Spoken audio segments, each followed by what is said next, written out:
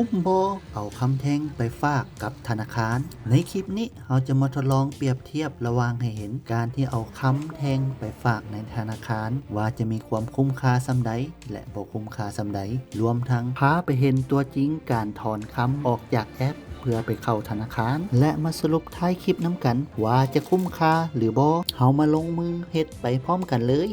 ก่อนอื่นหมดต้องเข้าไปแอปคำเพื่อถอนคำออกมาเป็นคำแท่งเฮาต้องมากวดเช็คเบิ่งว่าเฮามีคำแท่งเท่าใดและสามารถถอนออกได้เท่าใด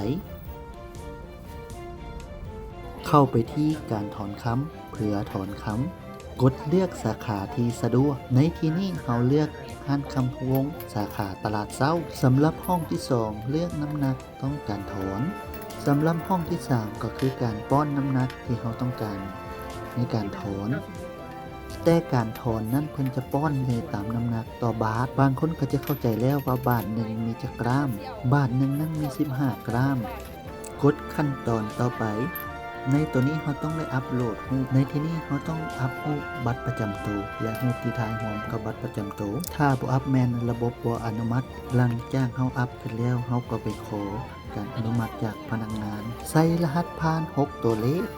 เพื่อบ่ให้ท่าโดนให้แนะนำไปหาพนักงานอยู่ห้านเลยถ้าหากปล่อยรอท่าการอนุมัติแม่นโดนหลายอีหลีบ่ท่าดีกว่าแนะนำว่าเฮ็ดวิธีนี้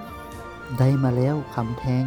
คำ5บาทแม่น75กรัม1บาทแม่น15กรัมสำหรับท่านใดที่ถอนคำครึ่งบาทแม่นจะเสียค่าแพ็กเกจแม่น120,000ถือว่าสำเร็จสำหรับการวิธีถอนคำออกจากระบบต่อไปพวกเขาจะไปธนาคารคำธนาคารค้ำเป็นอย่างธนาคารค้ำเป็นสถาบันการเงินประเภทหนึ่งที่จะตั้งขึ้นมาเพื่อเป็นการสำรองค้ำโดยมีจุดประสงค์เช่นบัญชีฝากค้ำสินเชื่อและเงินกู้รวมไปถึงการเก็บรักษาค้ำและการยั่งยืนรับรองมาตรฐานคุณภาพระดับสากล LBMA มาฮอดแล้วธนาคารค้ำเข้าไปได้เลยนี่แม่นจุดดีของการฝากธนาคารค้ำเขามาฮู้จักข้อด้อยของการเอาคำแท่งไปฝากนำกันก่อนอื่นหมดเลยเจ้าจะถูกค่าชาร์จในค่าหลอม 10,000 กีบต่อ1กรัม2คำที่เจ้าเอาไป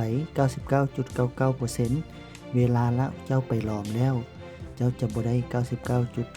99.99% บ่ฮู้สาเหตุคือกันว่าเป็นหยังคือกันจึงบ่ได้ 99.99% 3ราคาคำในธนาคารถูกกว่าราคาคำอยู่ห้านคำอันที่4ธนาคารคำยังบ่มีแอปไว้ติดตามคำทางออนไลน์ได้เทื่ออิงตามความคิดเห็นส่วนตัวเอาคำแท่งไปฝากกับไว้กับธนาคารคำในตอนนี้แม่นยังบ่คุ้มค่าเพียงพอเทื่อถ้าหากบวกลบคูณหารจากเปอร์เซ็นต์ที่ 2% อัตราดอกเบี้ยประจำปีได้แล้วยังเหลืออยู่ประมาณ 1% ทั้งนั้นทั้งนี้ก็ขึ้นกับการคิดไล่ของธนาคารและมาตรฐานของน้ำหนักคำเฮาคลิปวิดีโอนี้สร้างขึ้นมาเพื่อเป็นการให้ข้อมูลแก่ผู้ลงทุนบ่ได้มีเจตนาใดๆทั้งสิ้นต่อทางธนาคารและก็ของห้านค้ำทุกการลงทุนเฮาต้องศึกษาข้อมูลให้มันละเอียดและชัดเจนและเข้าใจชัดเจนก่อนการลงทุนเพราะว่าการลงทุนแม่นการแสวงหากำไรที่เพิ่มขึ้นขอบใจหลายๆสำหรับการติดตามรับฟัง